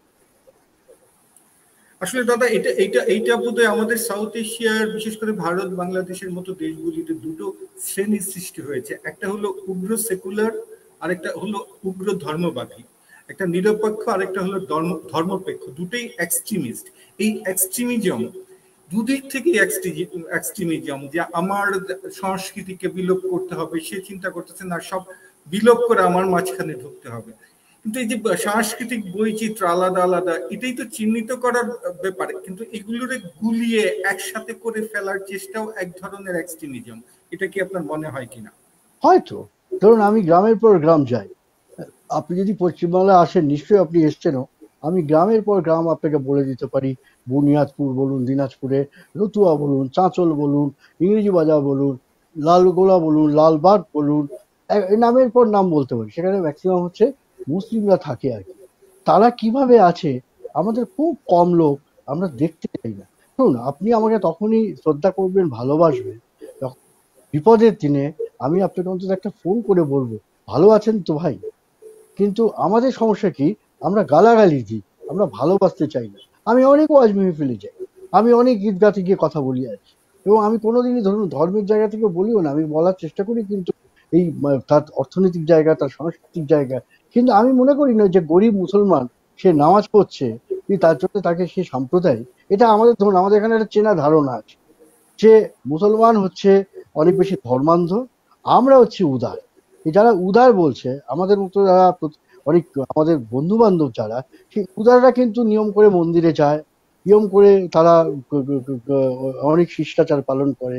তো সেইটা কিন্তু তাদের ক্ষেত্রে দেখা যাচ্ছে যে তারা নিজেদের উদার নিজেরাই বলছে, অথচ তারা কিন্তু এক ধরনের মানে না জেনে ঘেন্না করছে। যেমন আমাদের ধরুন এখানে পশ্চিমবাংলায় প্রচুর বলা হয় যে মুসলিম মাত্রই 3টে কি 4টে বউ আছে। আমি খুব কম দেখেছি, খুব কম। একটা দুটো তো সে তো সবার মধ্যেই থাকতে পারে। আমি গ্রামের পর গ্রাম আপনাকে আমি উদাহরণ দিয়ে, নাম দিয়ে, সংখ্যাতত্ত্ব দিয়ে বলে দিতে পারি। এটা আমার গর্ব বলবো না, এটা থাকাও বলবো না, কিন্তু এটা ঘটনা। ভারতবর্ষের যত গ্রাম আমি ঘুরি, পশ্চিমবাংলার যত গ্রাম আমি ঘুরি, তত খুব কম বুদ্ধিজীবী আপনি পাবেন যারা এভাবে মানুষকে দেখার চেষ্টা করে। কোথায় ভাঙন হচ্ছে, ভাঙন হচ্ছে, সে ভাঙনে ক্ষতিগ্রস্ত হচ্ছে মুসলিমরা। তা আপনি কি মুসলিম বলে তার কাছে দাঁড়াবেন না? তার এতগুলো বাচ্চা হচ্ছে, তার অমুক হচ্ছে। এই যে জনশ্রুতিগুলো, না, আমি যেটা বলার চেষ্টা করছি, এই জনশ্রুতিটা হচ্ছে আবেগ দিয়ে মিথ তৈরি করা একটা নির্মাণ। সেই নির্মাণকে আপনারা কারা কাউন্টার করতে পারত? কাউন্টার করতে পারতো বুদ্ধিজীবীরা। কিন্তু আমাদের দুর্ভাগ্য, আমরা সেভাবে কাউন্টার করি না, করতে চাই না।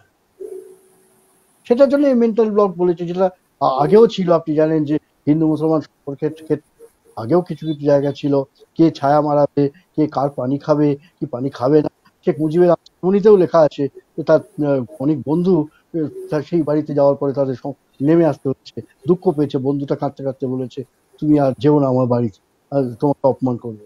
আমি কেন, শেখ মুজিবের কথা তো আছে, আপনি সবার ক্ষেত্রে বলবেন। এই যে কাঁটা তার, ধরুন কাঁটা তার দিয়ে, আরে আমাকে, আমি কোথায়, এটা আমার কথাই না। হাসান আজিজুল হক দেখবেন আমার ছবিতে প্রশ্ন করেছেন, কাঁটা তার দিয়ে কি কোনো বন্ধুত্ব হতে পারে? এই প্রশ্নটা তো অনেক বড় প্রশ্ন দাদা। কাঁটাতারের প্রশ্নটা অনেক বড়। কাঁটাতারে ক্ষতবিক্ষত হচ্ছে সবাই, দুই পক্ষেই। ফেলানির ঘটনা তো একটা আমাদের এখানে বা বিশ্ব মাধ্যমে যথেষ্ট ওইখানেও জায়গা। আমি গেছিলাম, ফেলানি যেখানে খুন হয় বা করা হয়, সেখানেও কিন্তু আমি গেছিলাম বোঝার জন্য যে সত্যি কি কি ঘটনা হতে পারে, কি কোথা থেকে কি করছে। দাদা এখন এই দিকটায় যাই। বর্তমান যে প্রেক্ষিত, নুপুর শর্মার বক্তব্য বা নবীন জিন্দালের টুইটের ফলে যে সারা বিশ্বে একটা তোলপাড়ি বলা যায়, মুসলিম বিশ্ব বলেন, সারা বিশ্ব বলেন, নিন্দা এসেছে। এতে কি অন্তত কিছুটা পরিবর্তন ঘটবে কিনা, চিন্তার পরিবর্তন ঘটবে কিনা, যে না সবকিছু একটু অন্যভাবে দেখা উচিত, এমন কিছু হবে কিনা আপনার মনে হয়? ব্যক্তিগতভাবে আমার মনে হয় কোনোটাই বিচ্ছিন্ন না, এবং কোনো কিছুই পাল্টাবে না। তার একটা বড় কারণ হচ্ছে আপনি যথেষ্ট জ্ঞানী মানুষ, আপনি মানে কিছু দীর্ঘদিন মিডিয়া সাংবাদিকতার সঙ্গে আছেন। ফলে আপনারা দেখুন, আমরা অনেক সময় কিন্তু ব্যক্তিগতভাবে তো বিজেপি অমুক লোক খারাপ কি অমুক দোষী, আমরা তো সেটা বলছি না। আমরা বলার চেষ্টা করছি, আপনি যদি আরএসএস সম্পর্কে, আরএসএস এর এজেন্ডা গুলো দেখেন, আরএসএস এর ডক্ট্রিন যদি দেখেন, তাহলেই আমার প্রশ্নকে আর উত্তর দিতে হবে না, আপনার নিজের কাছে ক্লিয়ার হয়ে যাবে যে কেন নুপুর শর্মা, কি কেন অনু জিন্দাল, কি কেন অমুক। এটা কোথাও কোনো, দেখুন আমার লেখাতে আমি বারবার বলি, কোথাও বিচ্ছিন্ন ঘটনা নয়, এটা একটা ডক্ট্রিন আপনাকে স্টাডি করতে হবে। এই ডক্ট্রিনটা বুঝি, কিন্তু তারপরেও তাদের বৈশ্বিক একটা ব্যাপার আছে, গ্লোবাল, যেহেতু গ্লোবাল ভিলেজ বলি আমরা এখন, ভারতের অনেক কিছুই নির্ভর করে মুসলিম দেশগুলির উপর। আপনি ধরেন কাতার থেকে রেমিটেন্সের 33% রেমিটেন্স আসে, যেটা প্রায় অর্ধেকের কাছাকাছি রেমিটেন্স আসে ভারতে।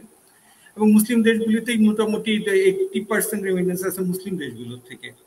এবং আপনি জ্বালানির কথা বলেন, ইরানের সাথে চুক্তি আছে, বা অন্যান্য যে জায়গাগুলো, সৌদিকে বন্ধুই বলা যায় ভারতের।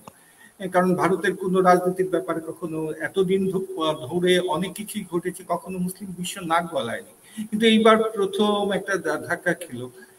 আপনার ডক্ট্রিন যাই থাকুক, কিন্তু স্বার্থটা তো তাৎক্ষণিক স্বার্থটাও তো অনেক কিছু পরিবর্তন করে। ডক্ট্রিনও চেঞ্জ হতে হয়, কিন্তু আপনার কথায় যদি মনে হয় যদি চেঞ্জ না হয়, তাহলে তো হয়তো ভবিষ্যতে আরো এরকম ঘটনা ঘটলে এই যে একটা দাগ রয়ে গেল, এই ফাটলটা জুড়তেই তো অনেক সময় লাগবে দাদা। এরকম যদি আরো ঘটনা ঘটে, তাহলে তো ভবিষ্যতে ভারতের জন্য কি খুব বেশি ভালো হবে কিনা? না দেখুন, কোনো প্রতিবেশীদের সঙ্গে যদি ঝগড়া বিবাদ থাকে, কারোর পক্ষে ধরুন বাংলাদেশের সঙ্গেও যদি কারোর ঝগড়া বিবাদ থাকে, চরম সীমায় যদি সে পৌঁছে থাকে, সেটা বাংলাদেশের পক্ষে ভালো না। আমরা সবসময় যেটা ব্যক্তিগতভাবে, আপনি যদি আমাকে জিজ্ঞেস করেন, আমি নেহরুর কথা বলেছি। দেখুন, ভারত কিন্তু একসময় সত্যিকারের জোট নিরপেক্ষ আন্দোলনের খুব গুরুত্বপূর্ণ নেতা ছিল, এবং সেটা কিন্তু ইন্দোনেশিয়া থেকে শুরু করে, ইন্দোনেশিয়াতে তো প্রচুর মুসলিম আছে। হ্যাঁ, কিন্তু আমি তো এইটাই বলার চেষ্টা করছি, আমাদের নিশ্চয়ই যদি এইটা আপনি বলছেন যে যদি এক ধরনের চাপ বা বৈষয়িক, এটা তো ডেফিনেটলি বৈশ্বিক বিশ্ব পাল্টাচ্ছে। ফলে এইটাই তো হওয়া উচিত। আমরা যখন প্রেশার গ্রুপের কথা বলি, আমরাও কিন্তু এইটাই বলার চেষ্টা করছি যে তোমাকে জ্বালানি আনতে যদি ইরানে যেতে হয়, তুমি ইরানের রুমিকে নিয়েও চর্চা করো। ইরান খারাপ বলে ইরানের কোনো একটি লোক খারাপ হতে পারে, তার মানে ইরানের শিল্প সাহিত্য সংস্কৃতি চলচ্চিত্র সব খারাপ করে দিলে তুমি, সেটা তো হতে পারে না, না? ফলে আমি কিন্তু বারবার, দেখুন প্রথম থেকে একটা জিনিস বলার চেষ্টা করছি, আমি কোনো ব্যক্তিকেও বলছি না, আমি বলতে চাইছি আমাদের ধর্ম নিরপেক্ষতা, আমাদের জোট নিরপেক্ষতা, আমাদের সাংস্কৃতিক আধিপত্যের বাইরে গিয়ে বিকল্প ধারার কথা ভাবা, আমাদের বহুত্ববাদের কথা ভাবা, এই জায়গাগুলো যত আমরা জোর দেব, সেটা খুব গুরুত্বপূর্ণ কাজ হবে। আবার আপনাদের বলবো যে আমাদের, বিশেষ করে আমাদের উপমহাদেশের, বিশেষ করে আমি বলবো ভারত বাংলাদেশের অনেক ভুল বোঝাবুঝি আছে। এখানে আমাদের কিন্তু একটা ফ্রেন্ডশিপ, পিপলস ইনিশিয়েটিভ বা পিপলস ফ্রেন্ডশিপ করার কথা আমি অনেকবার বলছি, আমার অনেক বন্ধু বান্ধবকেও বলেছি, ঢাকায় বলেছি, কলকাতাতেও বলেছি। সেইটা যদি শুরু করা যায়, তাহলেই দেখবেন হয়তো আগের চাইতে কিছু ইতিবাচক ঘটনা নিশ্চয়ই হবে আর কি। দাদা, মৌলানা ভাসানীকে নিয়ে আপনি লিখছেন, কাজ করছেন, এই মৌলানা ভাসানীর প্রতি অনুরক্তিটা কিভাবে, কেন? না না, এইটা আমি খুঁজতে আমি তো, দেখুন আমি তো মৌলানাকে খুঁজে পাই হয়তো ঢাকায় গিয়েই আর কি। ঢাকা থেকে আমি রাজশাহী, এক বিশিষ্ট সাংসদ আমাকে বললেন যে আপনাকে যদি বামপন্থী রাজনীতি বুঝতে হয়, তাহলে আপনাকে কাকমারি কনফারেন্সটা বুঝতে হয়। তো আমি বোঝাবুঝি তখন ভাসানীকে সেভাবে চিনতাম, মানে জানতাম না, একটু আধটু চর্চা আমাদের এখানে খুব কম, খুব কম। পশ্চিমবাংলায় এখনো দেখবেন মৌলানা ভাসানীর নাম অর্ধেক লোক শুনে, অর্ধেকের বেশি লোক শুনেনি আর কি। কিন্তু আমি তখন পেয়ে দেখলাম, বেশ কিছু বই টই কিনলাম, কাকমারিতে গেলাম, সন্তোষে গেলাম, এবং সেখানে বেশ কিছু মানুষের সাথে আলাপ হলো। তারপরে আমি যখন আমাদের এনআরসি বা অন্যান্য বিষয় নিয়ে আন্দোলন হচ্ছে, আমি তখন আসামে গেছিলাম, জলেশ্বর যেখানে উনি প্রথম ছিলেন, বা যেখান থেকে ভাসানচর, যেখান থেকে ওনার সেই মানে ভাসানী সংযোজক। আমার যেটুকু মনে হয়েছে, আমি লিখেওছি যে অনেকে বলেন উনি এই করেছেন, অনেক বামপন্থী আজকাল বলে তমুক করেছে, কিন্তু আমার কাছে মনে হচ্ছে উনি কৃষক চৈতন্যের কথা যেভাবে বলেছেন, সাম্প্রদায়িকতার বিরুদ্ধে যেভাবে কথা বলেছেন, সেইটা কিন্তু আজকের দিনে খুব প্রয়োজন। মানে ঠিক একইভাবে নদীর কথা বলছেন, একইভাবে মানুষের কথা বলছেন, তো সবটা নিয়ে যে একটা দর্শন তৈরি হচ্ছে, যে দর্শনে কিন্তু দেখবেন খুব মানে ধর্ম তো আছে, কিন্তু সে ধর্মর বাইরে গিয়ে কিন্তু মানবিকতা, হিউম্যানিটি অনেক বেশি কাজ করছে। ফলে আমি দেখেছি যে আমার দেশেও যা অবস্থা, আপনার জায়গাতেও নিশ্চয়ই তাই। মৌলানা ভাসানীর যে উদার যে জায়গাটা, উদার ধর্মবোধ, এবং এত সিম্পল একজন রাজনীতিবিদ, আমি তো সত্যি কথা খুব কম লোক দেখেছি আমাদের দেশেও, কিন্তু with due respect, Chittaranjan Das টাসকে তো আমাদের দেখার সুযোগ হয়নি, কিন্তু আমি বামপন্থী নেতার কথা ভেবেও বলছি, মৌলানা যেখানে থাকতেন বা মৌলানা যেভাবে জীবনযাপন করেছে, মৌলানার পরিবার এখনো যেভাবে জীবনযাপন করে, তো গোটাটাই তো ধরুন কোনো আনকম্প্রোমাইজিং দারিদ্রতার সাথে বলুন, সবকিছুর সাথে বলুন আর কি। এবং ওনার বারবার যেটা বলবো, যে ওনার মধ্যে আমার যেটা মনে হয়েছে, উনি সবাইকে নিয়ে চলার চেষ্টা করেছেন। দেখুন, আপনি দেখুন, যখন মুসলিম লীগ থেকে, আওয়ামী মুসলিম লীগ থেকে মুসলিম বাদ দেওয়া ওনার একটা ভূমিকা ছিল। আপনি দেখুন, যখন এমনকি অনেকে বলেন ৭০-এর নির্বাচন অমুক তমুক, আমার ধারণা যে শেখ মুজিবের প্রতি ওনার একটা দরদ ছিল, সব জায়গা ছিল, উনি খানিকটা হয়তো উইথড্র করে নিয়েছিলেন, সেগুলো ধারণা, সেগুলো আজকে আলোচনার সম্ভাবনা পরিসরটা অতটা, কিন্তু এগুলো ধারণা আমার। এবং সেই জায়গায় দাঁড়িয়ে আজকে আমি যেমন গ্রামের পর গ্রাম, ধরুন আমার অনেকে আজকে মৌলানার কথা বলেন আর কি, হ্যাঁ, কেন বলে? যে গরিব মুসলমান, সে আঁকড়ে ধরতে চাইছে মৌলানা ভাসানীকে। পশ্চিমবাংলায় একটি মেয়ে গবেষণা করছে, একটি দুটি ছেলে গবেষণা করছে, যে মেয়েটি গরিব, মানে সত্যি খুব গরিব। আমি ধরুন গেছিলাম ঈদের দিন, তারা তার বাড়িতে করেছে, সে মাঝে মধ্যে ঠাট্টা করে যে যে তুমি না এলে তো তুমি হচ্ছে আমার মৌলানা। তো প্রশ্নটা তা নয়, কিন্তু আমার মনে হয়েছে ওনার মধ্যে কোথাও একটা উদার জায়গা ছিল, সিম্পল জায়গা ছিল, এবং ওনার মধ্যে খুব সরাসরি কথা বলার একটা প্রবণতা ছিল। সেইটা আমার কাছে খুব হন্ট করে, আজকেও হন্ট করে।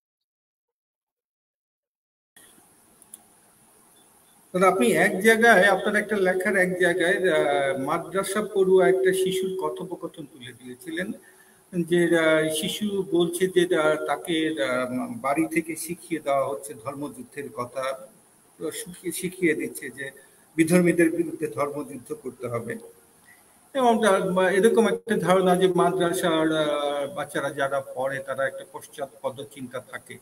কিন্তু আমাদের দেশে দেখা যায় যে ঢাকা বিশ্ববিদ্যালয়ের মতো প্রগতিশীল জায়গাতেও মেধার যে যুদ্ধ, সেই যুদ্ধে প্রথম হয়েছে মাদ্রাসা শিক্ষার্থীরা এবারও, এবং আপনার পশ্চিমবঙ্গেও সেটা আছে। কিন্তু সব ক্ষেত্রে কি মনে হয় যে মাদ্রাসা শিক্ষার্থীরা এইভাবে মানে বেঁচে আনতে? একেবারেই হয় না, আপনি বোধহয় লেখাটা কোথাও একটা ভুল হয়েছে, ইন্টারপ্রিটেশন হয়েছে, তার কারণে তো আমি মাদ্রাসা একেবারেই বলি। আমি কালুপুরো বলে একটা গুজরাটের একটা জায়গায় গেছিলাম, সেখানে একটি ছেলে, আপার কাস্ট একটি বাচ্চা ছেলে, ফুটফুটে চেহারা, ইংলিশ মিডিয়াম স্কুলে পড়া, সে বলেছিল যে কে ইনসান, কে রাক্ষস, রাক্ষস বেশি কারা, তাকে মগজ ধোলাই হয়েছিল। এবং সেখানে একটা না, ধরুন ১০০০-৫ ছেলেকে আমি পেয়েছিলাম যে মগজ ধোলাই হয়েছিল। এবং সেখানে কিন্তু আমি জিজ্ঞেস করেছিলাম, তোমাদের এটা কে শিখিয়েছে? সেটা অন্য ধরনের অভিজ্ঞতা। তখন বলেছিল আমাদের টিচাররা শিখিয়েছে। আমি মাদ্রাসা একবার বলিনি, বরং ধরুন আমাদের এখানেও যে মাদ্রাসা ফোরাম আছে, তারা অনেক কাজ করে, আমি ওয়ান অফ দ্য অ্যাডভাইজার তাদের। আমি সবসময় বলি আধুনিক হও, কিন্তু আধুনিক হতে গেলে শিকড়কে বলার কোনো প্রয়োজন নেই। জি দাদা, দেশ রূপান্তরে আপনার একটি লেখা, জল মানে না সীমানার বেড়া গেল। এই জল নিয়ে অনেক কথা হয়েছে, বাংলাদেশ ভারতের সম্পর্কের একটা টানাপোড়েন আছে জল নিয়ে, পানি নিয়ে। আমরা আমাদেরকে ওখানে বলা হয় যে শুষ্ক মৌসুমে আমরা খরায় পুরি ভারতের জন্য, এবং বর্ষা মৌসুমে আমাদেরকে ভাসিয়ে দেওয়া হয়। এই যে যে পানি নিয়ে, একটা জল নিয়ে যে একটা রাজনীতির জায়গা, এই যে যে এই যে যে আটকে রাখা ফারাক্কাবাদ শুধু বাংলাদেশের জন্য না, ভারতের জন্য কোনো ক্ষেত্রে এটা মানে অশুভ ব্যাপার হয়ে দাঁড়িয়েছে, কোনো কোনো ক্ষেত্রে হিতে বিপরীত হয়েছে। এই যে জলের রাজনীতি, বা আমরা বলি পানি, পানির রাজনীতি, এইটার নিরসনে এই যে তিস্তা চুক্তি হচ্ছে না, এই ক্ষেত্রগুলো এইভাবে আপনি কিভাবে দেখেন, বা আপনার চিন্তায় কি মনে করেন এটা কি করা উচিত আসলে? ওই আপনাকে বললাম যে গ্লোবাল ইস্যুগুলো গ্লোবাল জায়গায় কি মেটানো দরকার ছিল আর কি। আমি একটা জায়গায় হয়তো নদী খুললাম কি বাঁধ তৈরি করলাম, তাতে অন্য লোক ক্ষতিগ্রস্ত হবে, এটা খুব কাজের কথা না। সেটা চীনের ক্ষেত্রেও সত্য, আপনারাও যদি সে কাজ করেন আমি একইভাবে বলবো, যে পরিবেশ নিয়ে আমাদের অনেক সচেতন হতে হবে। এক, দ্বিতীয় কথা হচ্ছে, এদিকে আমরা বারবার বলছি বিশ্বায়ন, গ্লোবালাইজেশন, আপনার বিদ্যুৎ আপনি পাবেন, যে আপনার পানি, আমি ইলিশ মাছ আমি পাবো। তাহলে এই ইস্যুগুলো যেগুলো খুব কঠিন ইস্যু, সেগুলো তো আপনাকে মানে সরাসরি কথা বলতে হবে ৩ দেশের সাথে, ২ দেশের সঙ্গে যারা যুক্ত। আমি আবারও বলছি, এর দুটো দিক থাকবে, একটা হচ্ছে সরকারি জায়গা থেকে কথা বলা, আর একটা হচ্ছে বেসরকারি ভাবে আমাদের কোনো একটা সংহতি কমিটি বলুন, ঐক্য কমিটি বলুন, আমাদের এটাকে গ্লোবালি ব্যাপারটাকে দেখা উচিত। সিলেট ডুববে, মেঘালয় দোষী, এটা বলে তো লাভ নেই। মেঘালয়ের গরিব মানুষ ডুবছে। আজকে তো এবারে শিলচরে যা বন্যা হয়েছে সেটা ভয়ঙ্কর। 5 দিন 7 দিন পরেও ধরুন শিলচর শহরে তার বুক অব্দি জল, ইন্টারনেট নেই, ইলেকট্রিক নেই, খাবার আমি জল নেই। ডয়চে ভেলের একটা দেখলাম, যে ডয়চে ভেলের একটা রিপোর্ট দেখলাম শিলচরের বন্যা নিয়ে, দেখলাম যে খুব খারাপ অবস্থা সেখানে, খুবই খারাপ অবস্থা। তো এই যে আমরা ভাসছি, উভয় দিকেই ভাসছি, কিন্তু আমাদের রাজনৈতিক যে সমাধান, সেই সমাধানগুলো হচ্ছে না। এই ভাষা, আমরা তো ভাষানের, সাধারণ মানুষ ভাষানের কবলে আছি, আমরা ভাসছি। কিন্তু যারা রাজনীতিবিদ আছে, যারা মানে কি পয়েন্ট আছে রাষ্ট্র ব্যবস্থা, তারা তো ভাসছে না। আমি তো যার ফলে এটাও কিছু লিখেছিলাম, করা দেখুন যাচ্ছে না। আজকের পরিবেশ আন্দোলনটা হচ্ছে গরিব মানুষের আন্দোলন। আপনাকে যদি পরিবেশ নিয়ে আন্দোলন করতে হয়, তাহলে দেখবেন আপনাকে সেখানেও কিন্তু ওই দলিত, আমার দেশের পার্সপেক্টিভে বলছি, দলিত, আদিবাসী, সংখ্যালঘু সবাইকে নিয়ে একাট্টা হয়ে আপনাকে করতে হবে। তার কারণ হচ্ছে তারা সবচেয়ে সাফার করে। আপনি ওই যে যেখানে যে শিলচরের কথা বললেন, আপনি দেখুন ওইখানে যে উদারবন্দ বলে একটা এয়ারপোর্টের কাছে জায়গা আছে, এই কয়েকদিন আগে সেখানে শয়ে শয়ে গাছ কেটে ফেলা হয়েছে যে কর্পোরেটের হাতে চা বাগান তুলে দেওয়ার জন্য। এখন দেখুন কর্পোরেট, আমাদের রাজনীতিবিদ, ঠিকাদার, এটা সবার সাথে একটা নেক্সাস তৈরি হয়ে গেছে।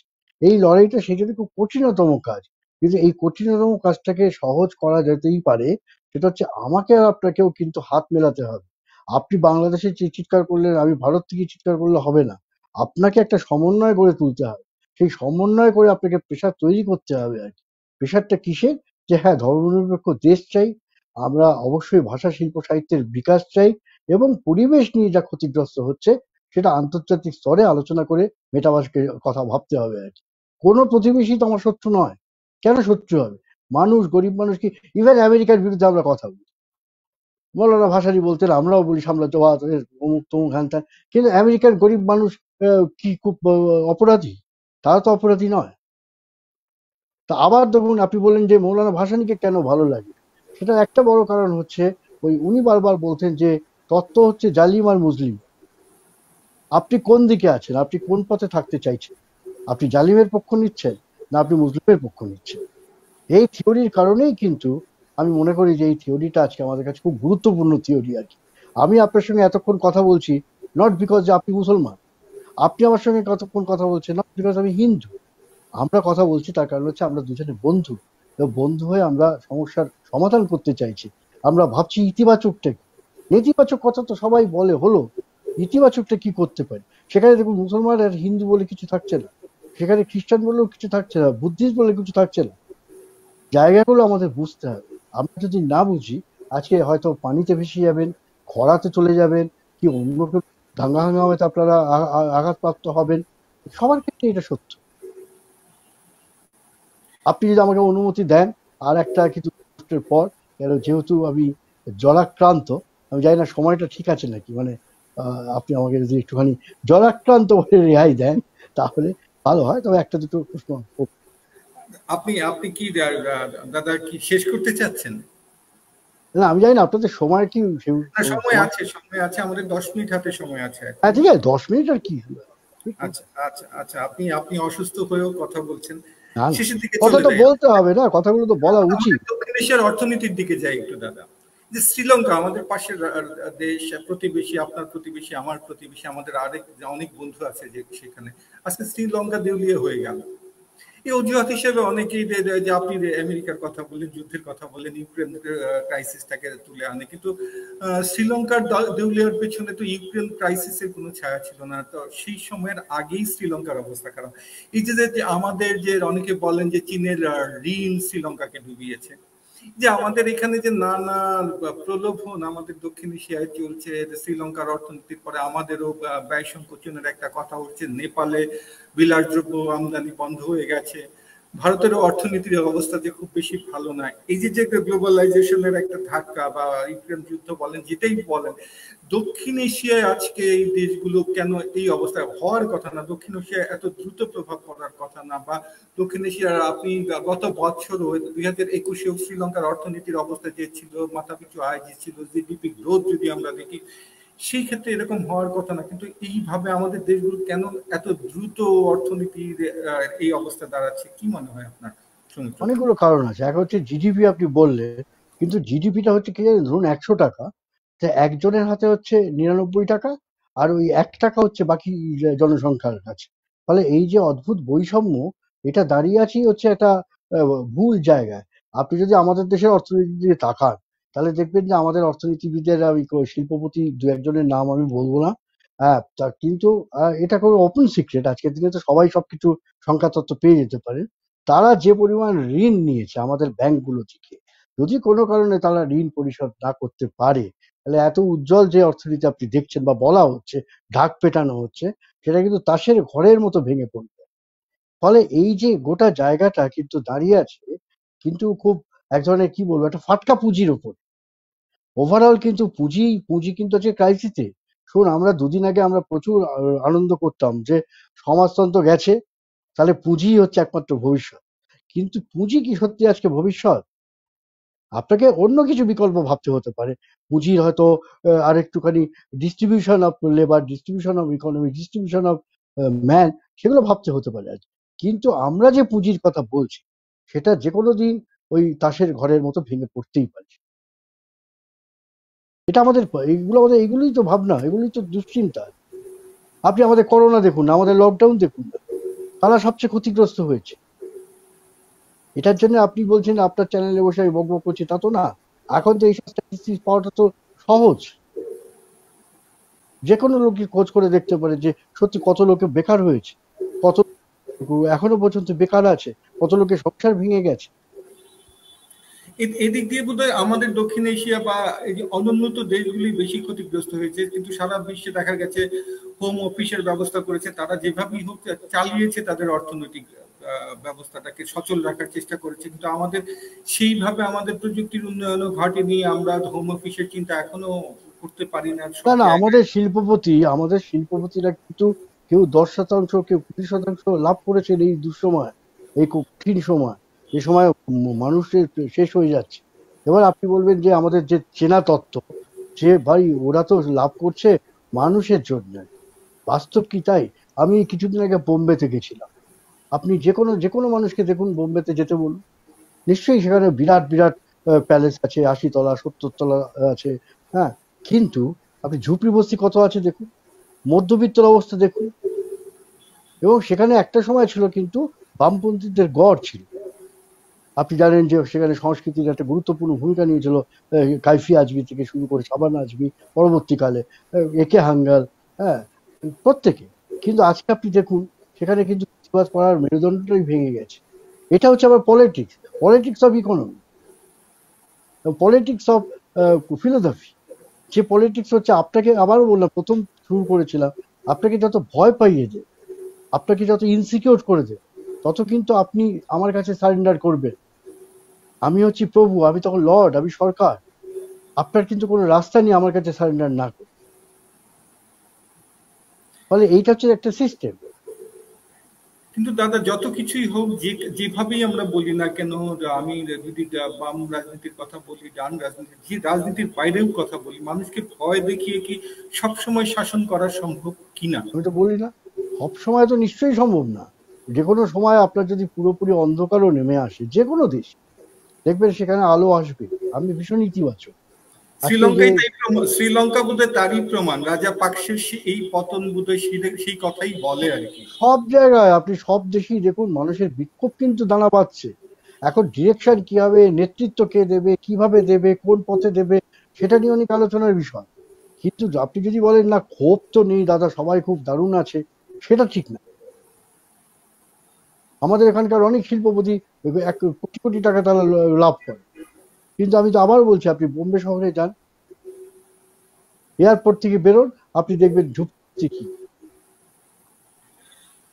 আজকের এই আমার সোশ্যাল মিডিয়াতে আমার এক প্রবাসী একজন সাংবাদিক বন্ধুর সাথে কথা হলো।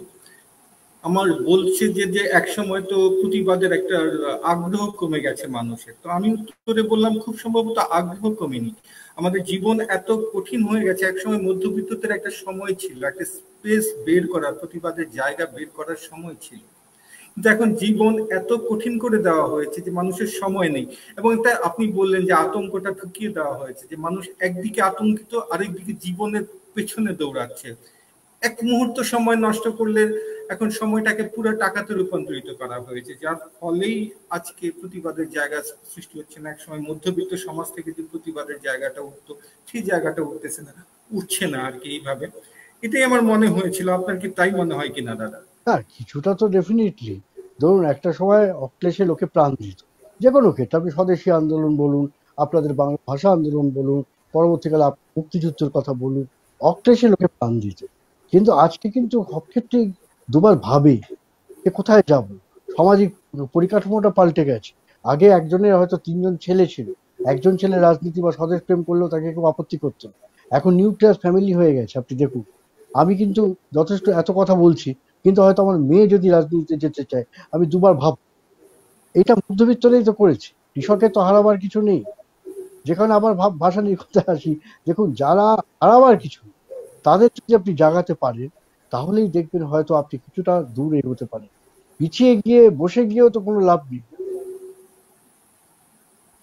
সেইখানেই দাদা, এই যে আমাদের এই অবস্থা, যে চারিদিকেই এক ধরনের হতাশার কথা আমরা শুনতে পাচ্ছি, সবখানে একটা হতাশা। আসলে আমরা হয়তো শ্রীলঙ্কাকে দেখে আশান্বিত হতে পারি যে একটা পরিবর্তন আসবে, বা আমাদের দুরবস্থার পরিবর্তিত হবে, আমরা আবার সাধারণ মানুষরা বাঁচার মতো একটা জায়গা খুঁজে পাবে, নিরাপদ একটা পৃথিবী পাবে। কিন্তু এটা কত দূর আর দাদা, কত কত মানুষের আর কত ত্যাগ করতে হবে, কতটা। এইটা দাদা, এটা বলা সত্যি খুব কঠিন। হ্যাঁ, কিন্তু আমি আশাবাদী।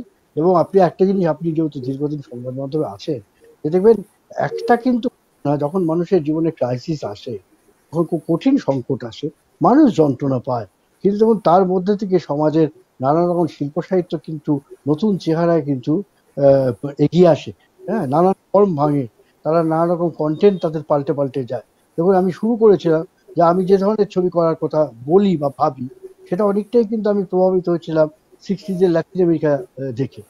আলেনদের পরবর্তীকালে যে পিনাতেদের সরকার, এবং সেখানে যখন ছবি হচ্ছে, তার আগে আপনি যদি দেখেন অনেক দিন আগে 36-এ ফ্র্যাঙ্কোর বিরুদ্ধে স্পেনের যে আন্তর্জাতিক ব্রিগেড গড়ে উঠছিল। ফলে এই পুরনো কিন্তু কিছু কিছু জিনিসও প্রযুক্তিকে আপনাকে ব্যবহার করে নতুন ভাবে নিয়ে আসতে হয়। আপনি যদি ভাবি আপনি কাঁটাতারের ওপারে আছেন, আর ওই লোকটা কাঁটাতারের এপারে আছে, সেটা মানসিক ভাবেও কিন্তু আমরা অনেক পিছিয়ে যাচ্ছি। মানসিক ভাবে কিন্তু আমাদের এক হতে হবে। প্রথম কাজ হচ্ছে এক ভাবা। আপনার হাতে কলম আছে, ল্যাপটপ আছে, আমার হাতে হয়তো ক্যামেরা আছে, এইটাই আমাদের যুদ্ধ। বা আমার হাতে হয়তো ল্যাপটপ বা কলম আছে। একজন একজন পাঠক যদি থাকে, একজন শ্রোতা যদি থাকে, একটা বাচ্চা ছেলে হয়তো আপনার ঘরের কোনো টিনেজার একজন যদি বলে যে দেখো, সত্যি কথা তো, আমাদের তো সেকুলার হওয়া উচিত। সেকুলার মানে কিন্তু আমি আবার বলছি না, সেকুলারের অনেক অনেক গোলমাল আছে। হ্যাঁ, কিন্তু চাইছি যে অন্তত মুসলমান বলে যেন আমাকে মরতে না হয়, কি হিন্দু বলে যেন আমাকে না মরতে হয়। এইটা যখন আপনার বাড়ির লোক বলবে, আবার আমার সন্তানও বলবে, তখনই দেখবেন আপনার ইতিবাচক মনে হবে। এটাই ইতিবাচক। হতাশ কেন হবেন? হতাশ, দেখুন তো 62 বছর 63 বছর হয়ে গেছে, আমাকে অনেকে বলে আর কি। আর আমার তো যেহেতু সংখ্যালঘুর একটা পশ্চিমবাংলার ভালোবাসা আমি সত্যি পাই, তো বাচ্চা বাচ্চা ছেলে মেয়েরাও বলে যে কাকু তোমার জন্য দোয়া করছি, সারাদিন আজকে আল্লাহর কাছে দোয়া করেছি। তুই আল্লাহকে এত ভালো বিশ্বাসী করিস, দোয়াই যখন করেছিস, তাহলে আবার তুই আমাকে সাবধানে থাকতে বলছিস। কথাটা হচ্ছে এই যে ভালোবাসাটা, বিষয়গুলো হচ্ছে, আপনি দেখুন ও কিন্তু আমাকে ভালোবাসে, ও নিজের কাকুর চেয়েও হয়তো আমাকে বেশি ভালোবাসে। এইটা যত বাড়াতে পারবেন দাদা, আমার মনে হয় আমাদের কাজ কিন্তু অনেক সহজ হবে। কঠিন পথ, কঠিন সময়, কিন্তু আমাদের এগোতে হবে। জি দাদা, অনেকক্ষণ কথা বললাম, আমাদের সময় শেষ, আমরা 1 ঘন্টা হয়ে গেছে। ধন্যবাদ আপনাকে আমাদের সাথে এই জ্বর নিয়ে, ধন্যবাদ শুধু না, কৃতজ্ঞতা জানাই। জ্বর নিয়ে, শরীর খারাপ নিয়ে আমাদের সাথে কথা বললেন, বাংলার সাথে কথা বললেন। আজও আগামীতে কথা বললেন। দর্শক, আপনারা শুনলেন সৌমিত্র দস্তিদারের কথা। আমরা আলাপ করলাম যতটুকু জানি না বাঁচিয়ে। কতটুকু বলতে পেরেছি।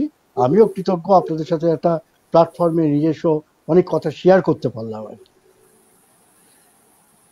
আমরা চেষ্টা করলাম শেয়ার করার, দাদার কথা বললাম, আমাদের বিশ্লেষণ করার চেষ্টা করলাম আমাদের ঘাটতিগুলো। হয়তো আমাদের ভুল না শুদ্ধ সেটা বিচারের ভার আপনাদের উপর, কারণ সবশেষে মানুষই বিচারক, জনগণই বিচারের ভার আমাদের কথা।